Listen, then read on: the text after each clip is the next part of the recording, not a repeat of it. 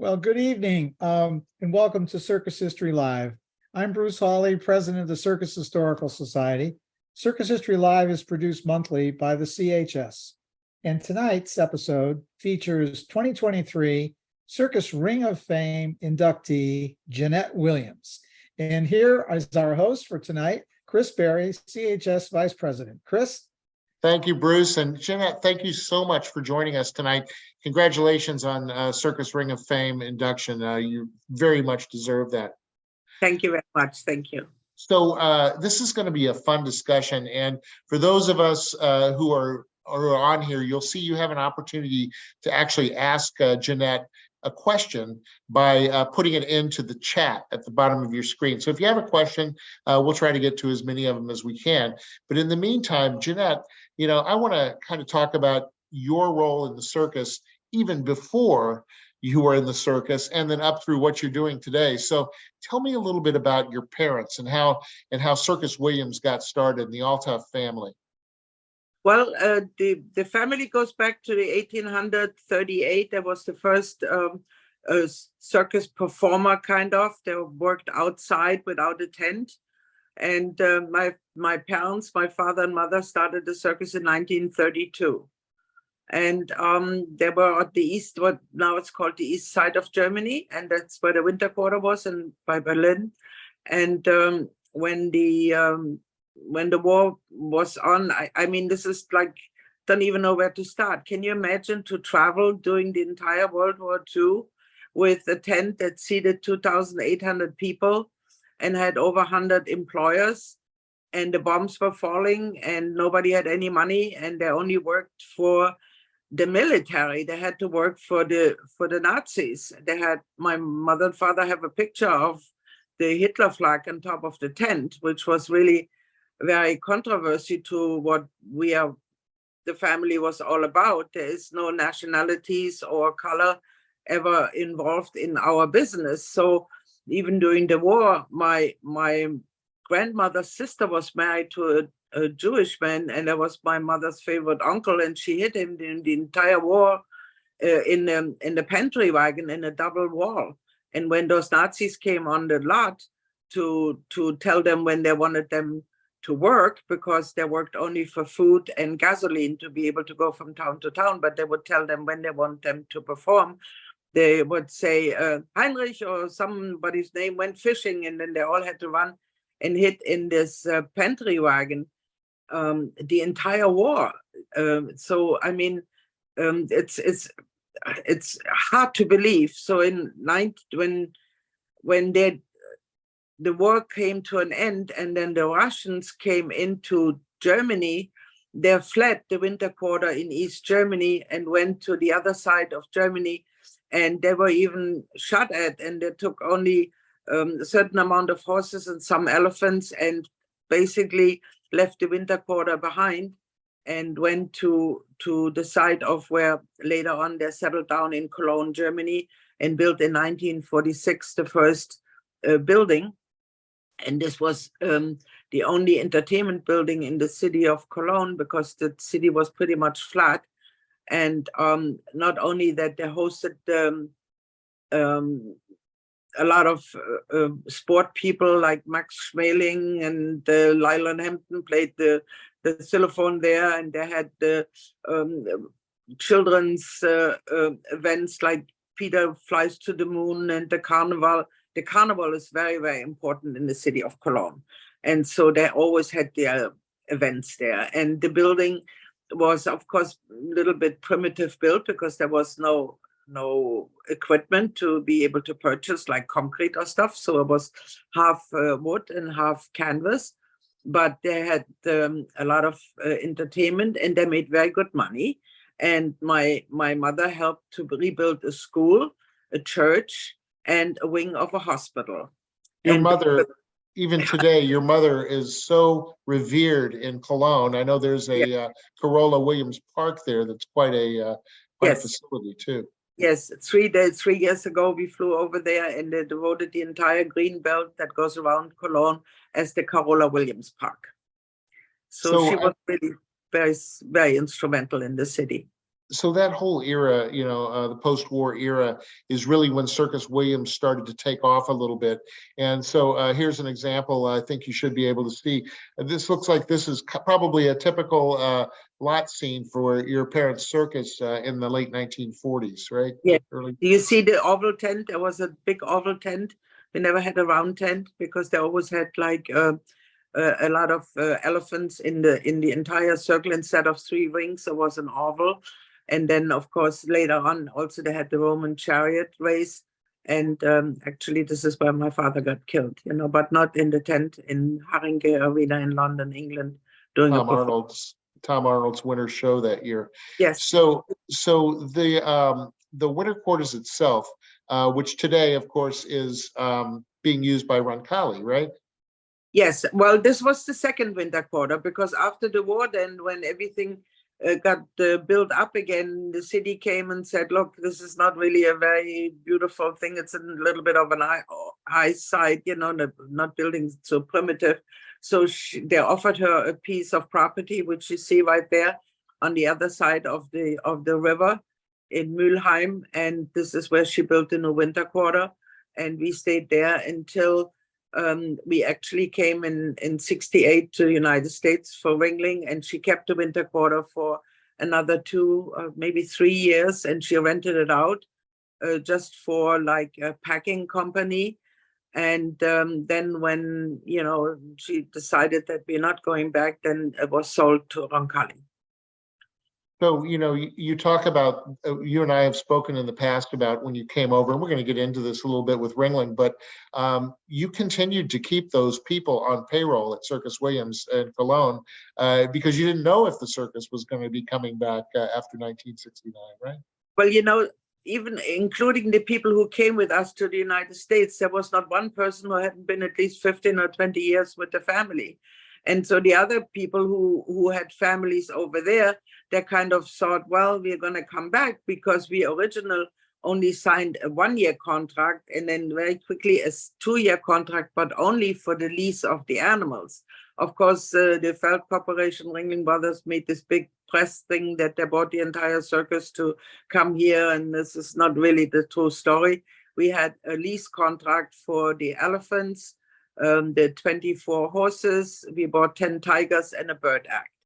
And so of course. And I want to get into the Ringling story, but I want to talk just for a minute here about somebody who was very important to you. Obviously, this is your father, Harry Williams, and little Jeanette there.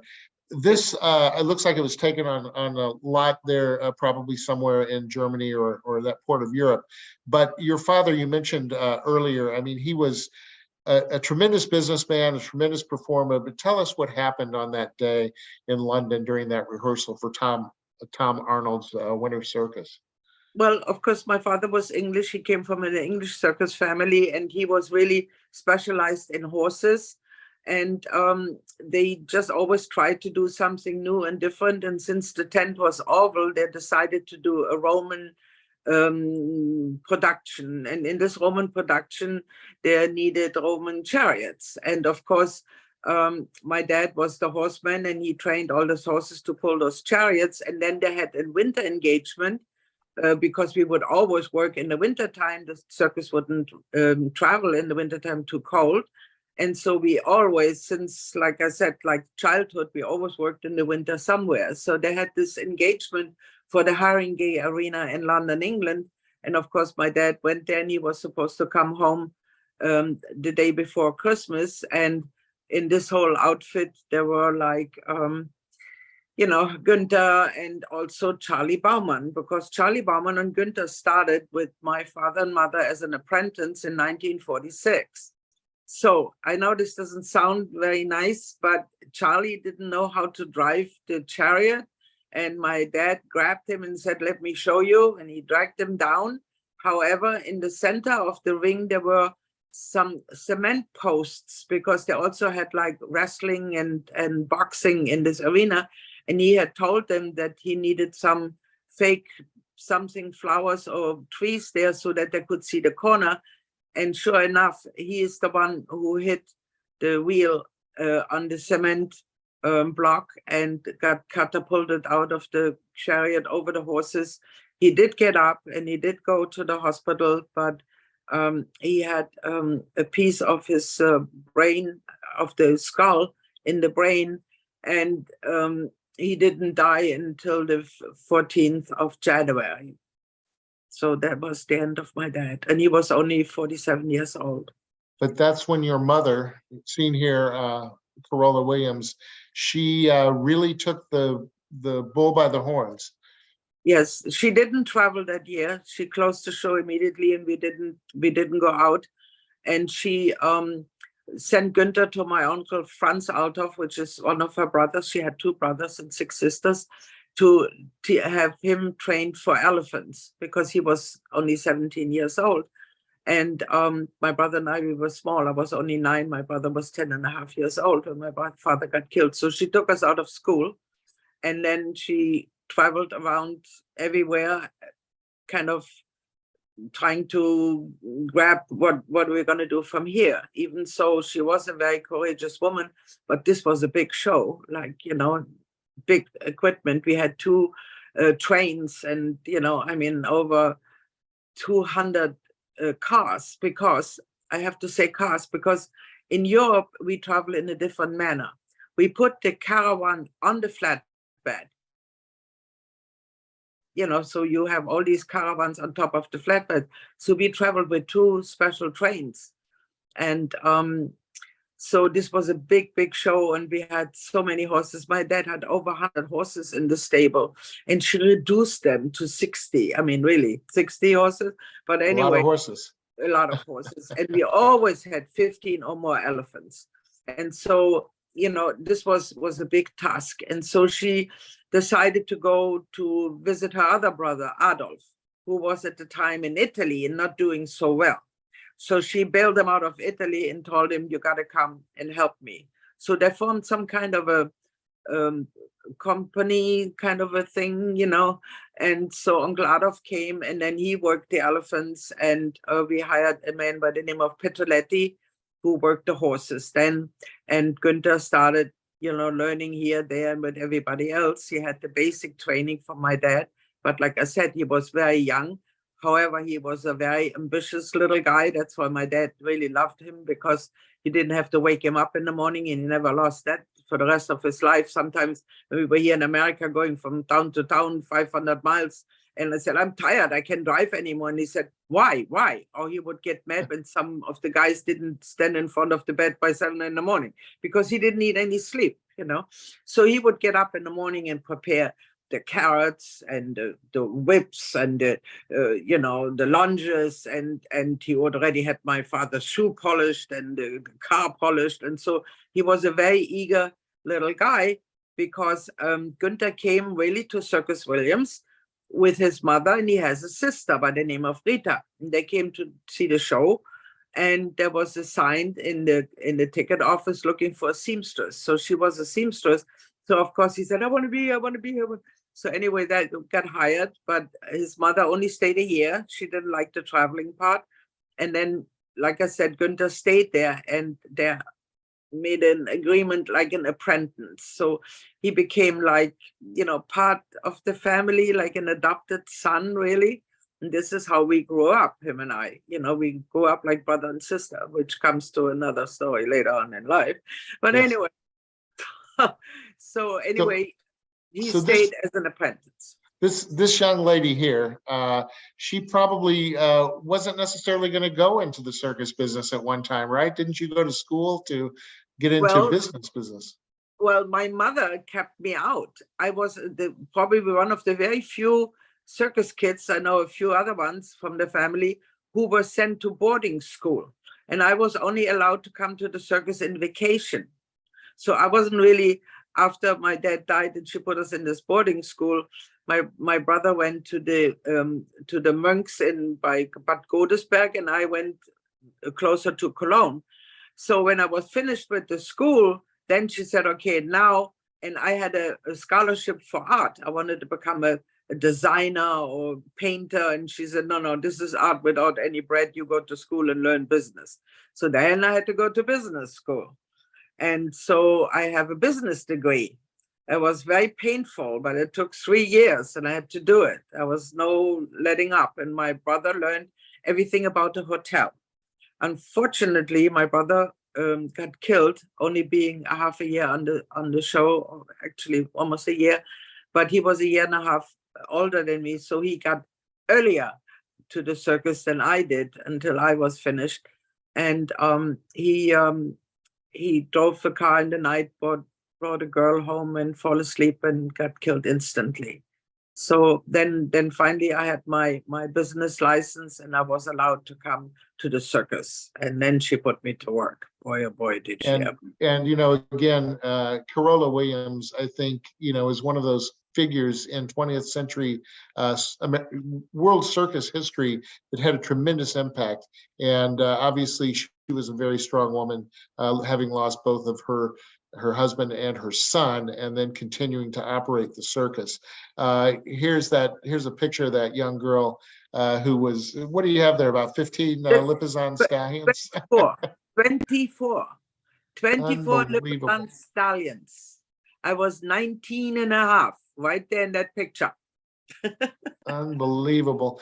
So what I want to do now is, Jeanette, I'm going to run a little bit of a video of you doing that Lipizzan act. This is a rare piece of video. It really is, from 1966 at Cirque de Ville in Paris. And this is an act that you did with Gunther, but obviously we're going to just kind of watch a little bit of the beginning here, and we'll see how many horses did you say you have? Well, I worked 24. See, the story was when somebody came to see the show, or there was a television or something, Uncle Günther worked the 24. Otherwise, he let me work them. He only would work them. So he would look good. So let's you practicing. You don't understand why doesn't he know what he's supposed to do? On top of that, they also are very scared, or they're very like if you go over some kind of a line where there is maybe a little bit sun, he will go over today, but tomorrow there is no sun, he will not go over. Why? Well, what's the difference? So they find things to really be very scared, or very and you know, they're powerful. I mean, when they go, and you cannot hold them. And I have a lot of broken toes and both feet, and you know, they hurt you, and you can't hold them. It's just like when an elephant runs, you know, good luck, you know. So you spoke a little bit earlier about 1967, Irvin Feld coming to visit the circuit. Tell us a little bit about when you first kind of got this idea that Irvin Feld wants to lease the animals and the performers from Circus Williams. Yeah, well, Irvin came already in Italy when we were doing Circo Americano over there, which is the three-ring circus, the special deal.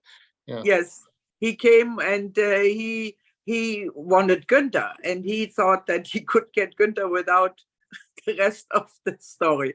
And until he found out that these animals didn't belong to Günther, they belonged to my mother. So he needed to deal with her, and we all know she was a tough cookie. And so he came for basically 2 years. And then it was a little bit of a personal, finally, decision of my mom to make a contract for 2 years, because Günther and we got divorced. I had it enough of him. And she needed a back operation. And my mother, even so, I ran the office and the ticket office and the purchasing of everything, and everything there was to do. But I don't think she wanted Günther and I to have the show. So she said, okay, we go 2 years to America, we come back and we do all over again. So it was a little bit of a convincing from Irving to come, and then a little bit of a personal situation too, because when I then finally had the guts to leave Günther, which was a big deal, Günther and I grew up like brother and sister. I mean, even so, I was with him for 7 years, but it was enough. He was a fabulous animal trainer. He was showman extraordinaire. Nobody will ever take this away from him, and I would be the last one. I was in charge of buying animals, even here in the United States when he started the Leopard Act and everything. And also designed the costumes until we came here. Then Don Foote, of course, my good friend Don Foote, started making costumes for Günther. But there was a little bit more to it than just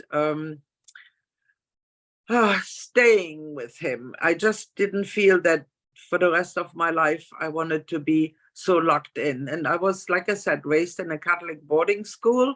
And when you got married, and I got married in the carriage with the horses and white and everything, but until death you part. And I just begged God, there got to be something else. But it wasn't only God, it was my mother I had to fight. And so just from kind of a bigger picture, what was happening in the United States, just to kind of sort of memorialize that. Irvin had already one unit out and it was successful.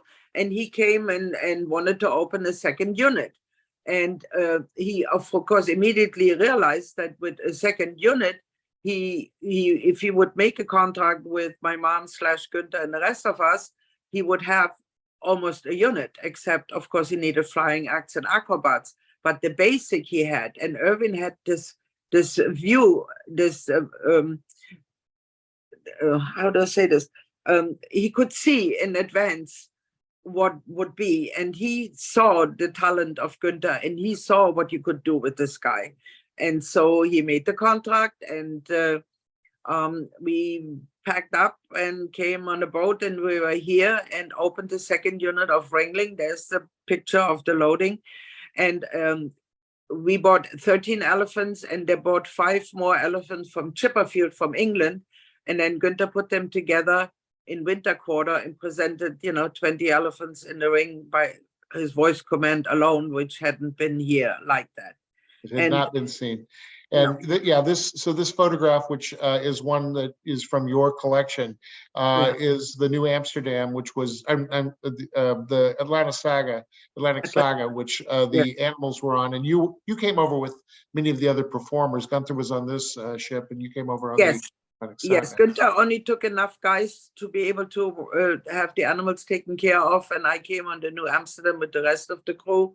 And Mr. and Mrs. Sight and my babysitter, and so anyway, we came on a cruise line, and Günther went on the Atlantic Saga, and there was a lot of bad weather. They had to lay in Halifax for 3 days, and it was a big deal. When I look back at some of the things that were happening, you came to the United States, you spoke English, but very few people with that Circus Williams group did. So you were really the conduit between Feld's leadership and the Circus Williams performers and grooms and so forth, right? Yes, I had to do a lot of translation and a lot of even out and a lot of calming down and this and that and everything else. Yes, it's not easy. But still, through all of that, you were performing also. And, I love to look back on those days because I have personal memory of seeing you perform. But this is probably a photograph pretty early on when you arrived in the United States. Those are Bay Lipizzan stallions, which we had not seen those in the United States, right? Right. The original act was 3 colors, bay, black, and white. And I was riding the Holland Friesian, which was also the first horse into the United States, the Liberty Act from. And this is probably maybe the second year, because I don't see the Arabs in the picture. So this is only 12 horses, But bay, and it was a waste of money because only the white Lipizzan became famous in the United States. I should have bought the 24. It would have had bigger success, I think. But we kind of thought, which was a big mistake, that they were too old to ship them over here. They were like 15, 16. And that was a big mistake because there would have been a big hit in the United States as this movie came out and everybody knew the white Lipizzan. And they were very expensive. We went to Zagreb and handpicked them each. And when we came home and told my mother what they were costing, she said, "What? Why?" And I said, "Well, different, So when you, when you would take these horses because they came from Europe to the United States. You're now going into buildings, arenas, places that, you know, they didn't even have the proper hay for the horses, right? A lot of times they had straw and floors No, that we had maybe no weren't. straw. No, we had no straw. That was the biggest, they're the white ones in the back. So that's the 18. They had no straw. I remember sitting in winter quarter on the floor, sewing some more rhinestones or some mirror stones on the blanket of the mixed act of Günther, because I thought that we looked poor compared with the stuff they had here. There was a guy by the name of Weldy did the costumes at the time. Max Weldy. Yeah, Max Weldy. So I thought it was, so I was sitting there, so this guy comes up and he said, hey, where do you want the hay? And I said, hey, I don't want the hay, I need straw. And he said, what do you mean straw? There was no straw. It was the biggest shock of a lifetime. We always bet our horses in straw. We bet our elephants in straw. It was such a hard, I don't know how to say, it was almost impossible to comprehend. There was no dirt, there was no grass, there was only concrete and hard floors. And Günther, we schlepped those pallets for the elephants to sleep on, but 25 pallets on pallets, I don't have to tell you what the teardown was in the night. So after a couple of towns, he just said, we can't do it, it's impossible. So that was a very, very big shock. And I was very, honestly, today I have to say I cried a lot, because just sawdust for the horses, and when they go to the bathroom, they slip and slide, they can get up because there was no foundation, and it was really sad. So I had special shoes made, I still have one, rubber shoes for the horses to be able to work on this in these buildings. And then the other problem was, at the time, the flooring in the ring were laced rubber mats. Yes. Yeah, Mats. well, it's rubber mats. So me then coming off the horse to work from the ground, because also nobody told me that there were two set of mares of 6 horses on each side that belonged to Mr. Drolle-Rodin. Well, that wasn't so exciting having 18 stallions in the ring, believe me. I can only imagine. You've got mares in rings 1 and 3 and stallions in the center ring. Oh boy, oh boy. I don't want to get into details. People might think I'm anyway. So that was another situation. So now you start walking, and now you get stuck with your heels in those grommets and on this lacing and everything else. And it was not easy. It was not easy. It got better later in life on Ringling, but also the other problem was when you have 18 stallion on a picket line. I don't know if anybody knows what I mean by that. They were all tied up on a picket line. There were no box stalls. There were 18 stallions plus the other horses, the Liberty, the full horses on a picket line. How many grooms would it take to take care of that many horses? Well, I used to, in our show in Circus Williams, we had 6 horses to 1 groom. That way you really can know that he can take care of them and that they're clean. And we had to add here, and we hired sometimes only people from town would do the mugging out and the labor, but not directly the horses, you know. But we bought 24 horses, Liberty Act, and then the high school horses and some ponies. So you talked about the high school horses. You know, I think that a lot of times, at least my recollection is, of course, the Liberty Act.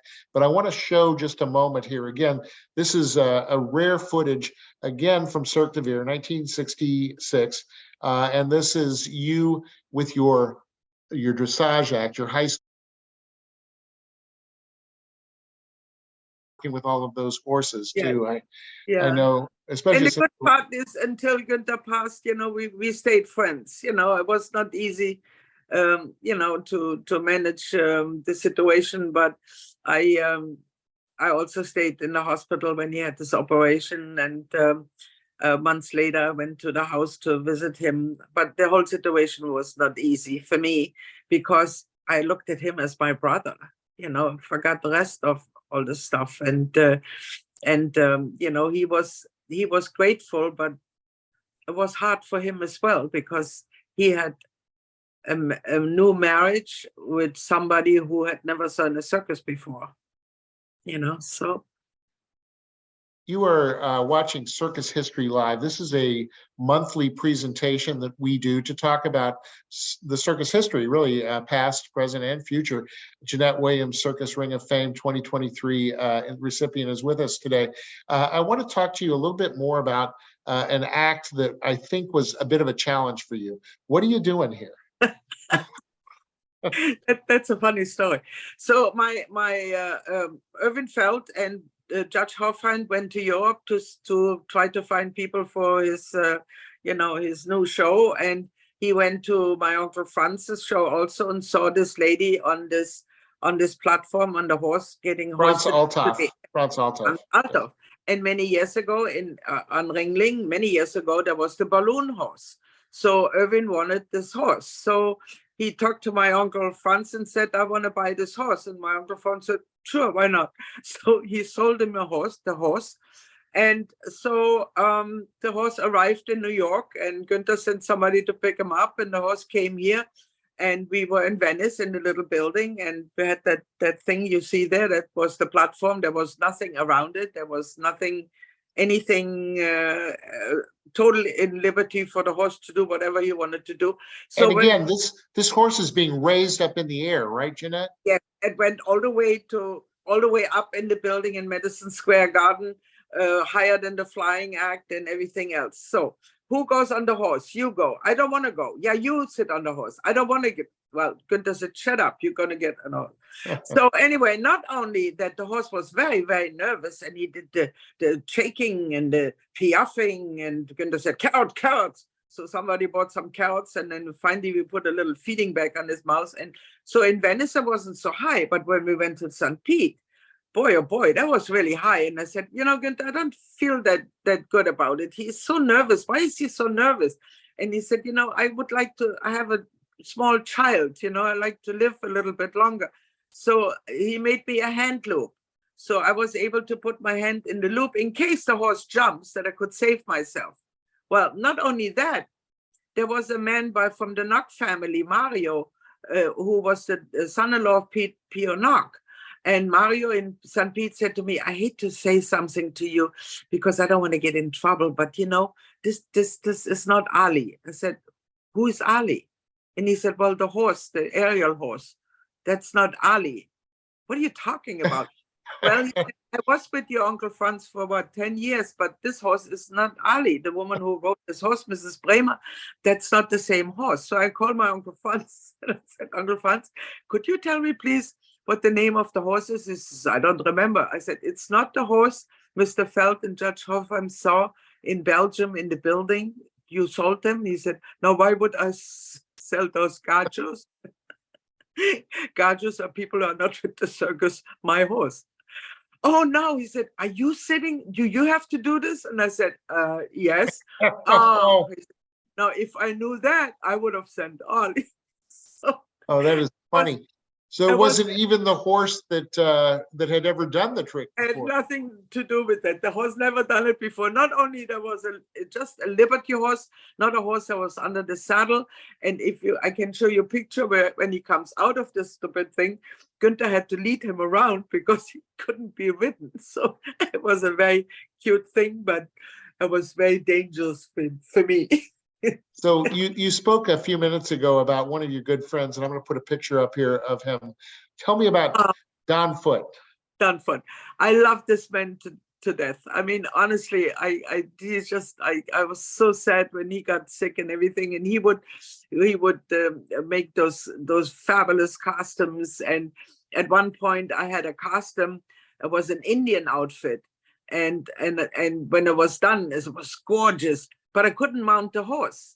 The headpiece was so heavy, I couldn't get up the horse. I needed probably be a pulley box, there it is, to pick me up. So I needed to get on the horse, and then somebody had to hand me that headpiece to be able to put on my head. But that's the wardrobe was fabulous of Don Foote, fabulous. Yeah, just really, again, Don Foote, and a lot of people on this call know, and of course, anyone who was associated with the Ringling Circus during that era in the 1970s and 1980s knows the importance of, the costumes that he Yes, designed. and Of course, Mel Cabrell for boots and shoes. And that was really, really important because I had bad feet. Günther had bad feet, so Don Foote and Mel Cabrell was really taking care of us. And they were wonderful people. I loved them both very much. here's another couple of your costumes that he made for you. Yeah. That cheetah act that you did, tell me a little bit about that, and then we're going to watch a brief clip of you doing that act. I'm very, very proud of this for the simple reason there were no cheetah act anywhere. If you show me a cheetah act anywhere in the ring, I give you whatever you like in this house. The cheetahs were only a sitter, what they call a sitter. Like there was a bear, a white bear, brown bear, a tiger, a lion, a mixed act, and there was a cheetah sitting there. But nobody ever had a cheetah act. And when I started this with the cheetah, Günther said to me, "What do you want with the cheetahs? You ever saw a cheetah act?" And I said, "No, this is just the point. I would like to see what I can do with them." So it took me 2 years to get this permit to have an endangered species animal on the road. And only because of my background, I got it. And I got them when they were babies. And I raised them. And cheetahs are very much like a dog. They don't have any claws. They retreat, and they lived with me, and they were like my children, my dogs.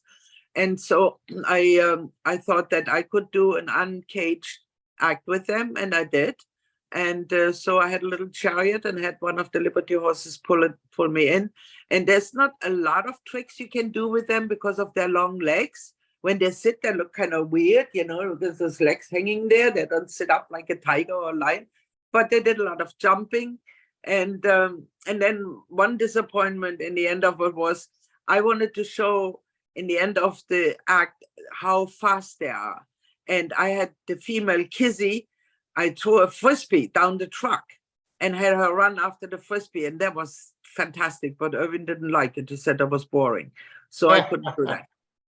So let's watch just a moment. Unfortunately, this is a very brief clip of that act, but I don't think you're going to see it anywhere else, folks. So here is Jeanette Williams. I guess this would have been about 1976, right?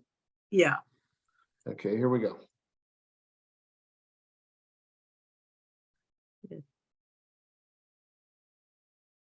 And of course, the other problem was that next to me, I was not centering, I was in the side ring, and there was an elephant and a leopard. So that was was in the other ring there. We had Barbara Woodcock and Ben Williams were doing their act with Anna May at the same time. So we think today of the circus, and wow, what a wonderful show you were in 1976, 200 years of the circus in America, they called it.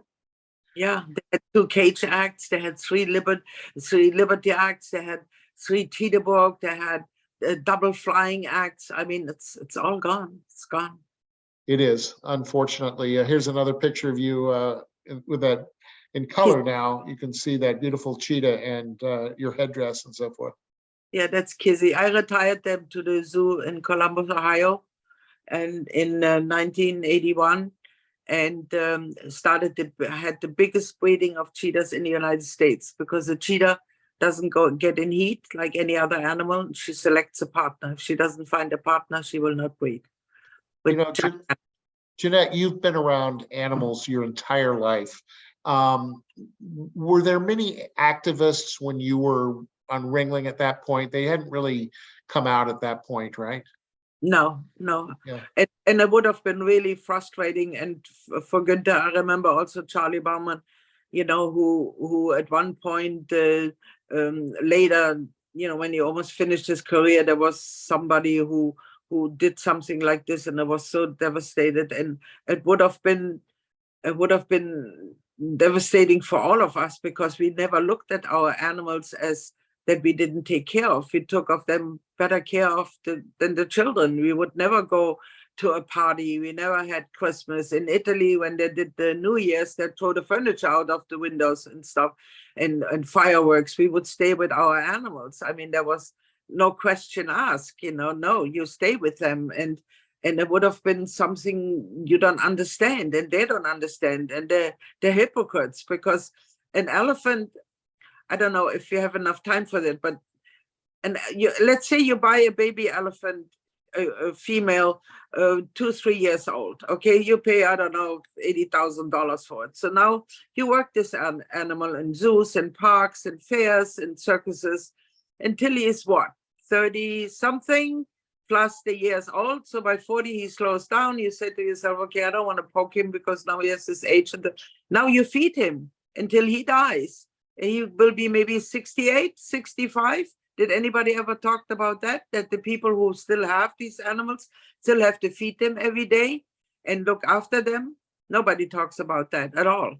And it's No. not right. And the animals are the bread and butter of the performers, and they're looked after them. And it's horrible what's happening today. It is totally, totally false and bad and sad. So again, I mean, you are an all-around circus performer. You once told me that probably the most frightening act you ever did was with your second husband, Elvin Bale, when you got up on the, what was at that time, it's common, but you know, this wheel of destiny, wheel of death. Yes, well, first of all, at that time, I think there were only one woman who was inside the wheel, and I was one of them. I was not only pushing on the bottom and hanging there and stopping it, I was inside the wheel. And that was the most frightening thing, yes. Because Papa Bale, the rigging was outside the house, and he put a launch line on the wheel, and it took me a week before I would go over the top. Because, you know, there was also no point like a ceiling or anything. There were only clouds, and I thought that was the closest I was to God yet, you know, so maybe I get there one day. But it was very frightening for me. And then I finally made it around, and without the launch line, and I was very proud. And then Elvin would go and do the balance on the other side and everything. And then one day he said to me, okay, now you go around by yourself and then you juggle. I said, what are you talking about? He said, you juggle. I said, I cannot juggle. What are you talking about? What, you circus child? I said, I cannot juggle. I can do a handstand, a split, a walkover, or any of those stuff. I can do office and and horses. No. So I had this bright idea about the batons. So I bought some batons and I put them on fire. And I walked around with the fire batons. I was very proud of that. But I really didn't like it, because then they took it off the stand, which is more solid for the wheel act to be faster. And they hung the damn thing on the ceiling in the building. And now it's doing this thing, you know. So it was the most dangerous thing for me ever. Well, I hate it. And obviously very athletic part of your act also. Even though you retired not long after that from the ring, you never left the business. And in fact, I know you talked earlier about acquiring animals and things like that. You worked very closely with Siegfried and Roy in Las Vegas and their act also, right? Yes, I had acquired a broker's license for endangered species animals and kept going with that, because after Ringling, I kind of didn't know exactly what to do with myself, and that's what I did first. I purchased and placed the first white tigers in Germany and the first white lions in Germany, and also some of my white lions went to Siegfried and Roy, and I stayed friends with Siegfried very much so, just a few weeks before he passed away. And Mr. Tiani, I bought a white lion for Mr. Tiani. This is the first female. I raised her with the bottle. Her name was Sahiba. She went to Germany, and a male came from Cincinnati, and I put them together and put them as a pair to Europe. You know, so there was a part of my life I really, really enjoyed, working with animals, not getting disappointed with people. If you I understand. Yes. So again, we are speaking with Jeanette Williams, Circus Ring of Fame inductee. If you have a question for Jeanette, just go down to the chat at the bottom and we'll try to get to your questions. But I want to talk to you a little bit about kind of what you're doing now, because again, I said you've never retired from the business. You are a businesswoman, not unlike your mother, Corolla, when it comes to finding acts and booking acts. So tell me a little bit about that and what you're up to. I know you've got a new show that just opened. Well, I was co-producing a show in Puerto Rico by the name of Agua. I had 5 acts there, and it's a very much agua water show. It was difficult to stage because everything is wet all the time, and it's dangerous for the performers to work there. And I had to get a little bit forceful there, not to be nasty. Say either you want the performers to work or you want water, then let's not do performers. You know, I don't want anybody to get hurt. And you know, I have a very good juggling act there, Noel Aguilar. He made silver in Monte Carlo, and he's a very talented young man, and I didn't want him to get hurt, you know, after the water drums. Do the drums after him, not before him.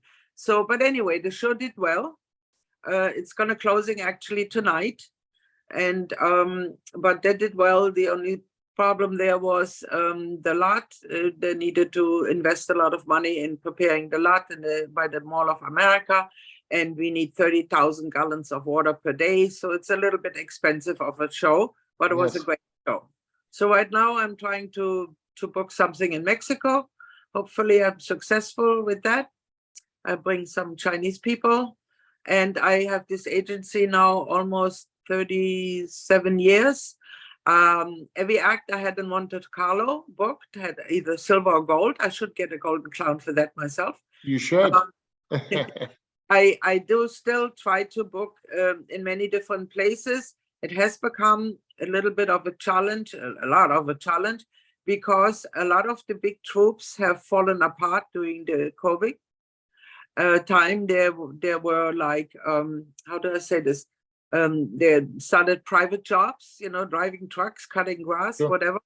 They can make a living. They have to make a living. A lot of people went in different directions in their life, and it's very hard to tell the young kids keep going when you don't know where they're going. So with the situation in Russia became very difficult because a lot of the good acrobatic acts come from Russia. Hard to get them out. You can get them out. They're only the ones who escaped, also from the Ukraine. If they didn't escape, you cannot get them. The other problem is the embassies. They are not working full capacity. It takes forever to get an appointment at an American embassy for whatever, business license, performers license. But in my case, my agency, I'm proud of. I never left anybody stranded. Every performer I brought to another country, I made sure they came back. At one time, I got stuck with a lion act from California, and I paid $12,500 out of my pocket to bring them back home because I stood behind it. I think wherever I have worked as an agent with performers, I can go back because they know I stay behind it. The other thing is, and I said this the night of my inducting at the thing, I have presented a lot of first-class performers, and I thank them for being first-class and professional, because without being professional and first-class, I wouldn't look good either. Well, you have a tremendous reputation in that industry, Jeanette. I know that. You know, you talked earlier about the fact that you are very straightforward in your observations of things. And I think those of us who know you have probably become aware of that. But even when you were a young woman, I mean, you've told me that Irvin Feld felt as though he could trust you. Tell me a little bit about that. Yeah, in like dress rehearsal or rehearsal time, you know, Irvin would say, "Come here, sit here. I want to talk to you." So he would ask me, "What do you think of this?" or "What do you think of that?" And sometimes I would make suggestions. You were asking me, I'm telling you. First of all, you know, my friend Don Foot have to design different costumes because those acrobat ladies, the Bulgarians, Romanians, Polish, whatever nationality they were short and stocky. They couldn't have these big coats and the feathers. It doesn't look good. So you have to put them in different costumes so they feel comfortable and still look good for the spectacular, you know. Or I would say things, I think this act is too late in the program, I would put them in the first part of the program. And I don't know why, but he always asked me, and I would tell him what I thought, and many times he changed it. I think that says a lot. So as we kind of Was wrap this, also very, very proud of what he bought. He would say, "Oh, you should see what I hired for next year. Oh, we have a good show, a good show." And he was very enthusiastic about the shows, So I love this. on he him. was Mr. Circus, Irvin Feld. He truly was. Yes, And I and know so that was you had a Alan very, Bloom. I know you had a very close relationship with Alan Bloom. Alan Bloom to me was definitely Mr. Ringling. And Alan Bloom, for those of you who don't know, longtime Feld employee, did everything from the routes early on to the marketing later on, and very close to the organization. Jeanette, as we sort of wrap this up this afternoon, I want to talk to you, as you kind of sum up your career, your life, your world, you probably as a young girl never thought that you would spend most of your life in the United States, but you have. Obviously, you've been in the business for a long time. You grew up in it, but tell me a little bit about how Jeanette Williams takes a look at kind of the past and how you got to where you are today. Well, first of all, I think I feel America's my home, even so I was born over there, but I've been longer here than I was over there. I hope that the industry picks up a little bit more, so we have a future for the young generation. There's a lot of circus schools in the United States and all over the world who train the children to become performers. It has to come a little bit stronger. It's still a little bit lacking. It is also difficult today because everything is so expensive. They need to go from town to town with a fifth wheel and a truck, and the money need to be there, money wise, to travel and make money to work for their future. So I hope it's getting stronger. The saddest part for me is the animal department. It is definitely going to an end, and this is really, really sad, because I don't know what the grandchildren are supposed to look at an elephant in a picture book or in a cartoon. There's nothing left, and this is really, really sad. So I don't know what's left. I keep going as long as God gives me the brain to do, and maybe a little bit luck here and there to place performers in a situation where they get paid and feel comfortable and be safe, which is most important. They have to be safe wherever they go. And if I feel uncomfortable about it, I don't want to deal with it. I just back out. So, well, Jeanette Williams, thank you for joining us. I know that all of our friends who are on the call today and all of those who will see this in the future appreciate the contributions that you've given to the circus, not only in the United States, but also in your early years in Germany. And today, as you continue to bring new circus acts to people, circus fans all over the world. You've been watching Circus History Live. This is a monthly presentation of the Circus Historical Society.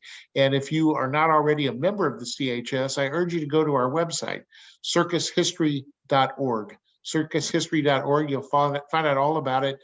Bandwagon Magazine, which is one of our organization's publications, which is full of circus history. And we're going to have some stories more about the Williams family, I think, in the years to come. So, Jeanette, thank you again for the time today. I need to tell you thank you for doing this, and thank you for having me. And thank you for what you do, and keep going with this. You are the hope. You are the hope for us to continue. Please continue. And Well, if thank you, my friend. Anything I can do or help, let me know. I'm here. Let me add my thanks as well to both of you. This was a fabulous, fabulous session. Jeanette, it's wonderful to have you. And Chris mentioned the Bandwagon magazine. And by coincidence, here's your balloon horse, which was on the cover of our magazine, the last one that came out last year. But then had a basket around, so the horse couldn't jump exactly, out. Exactly. And that one had fire around it too. But as Chris was saying, if you're not already a member, please join us. It's only $60 a year. You get this lovely journal, comes out quarterly. It's 100 pages or so, 89 pages of fabulous history. And If you'd like to learn more, we're having our convention in Normal, Illinois, August 24th through 27th. We'd love to have you come there. It's going to be a terrific program. And again, thank you so much, Jeanette, Chris, terrific job. And really thank you everyone for joining us this evening. Thank you. And again, we'll see you down the road. Thank you, folks. Thank you. See you down the road. Thank you. You're welcome.